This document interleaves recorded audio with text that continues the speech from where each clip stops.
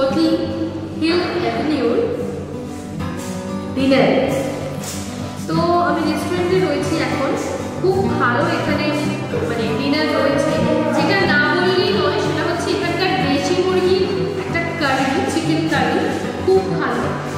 আর রয়েছে এখানে আলু পোস্ত উইথ সালাদ, আর রয়েছে রাত্রে এমনি একটু হালকা খেতে পছন্দ করি, তো তাই জন্য আমি হালকাই বলেছি, অর্ডার করেছি।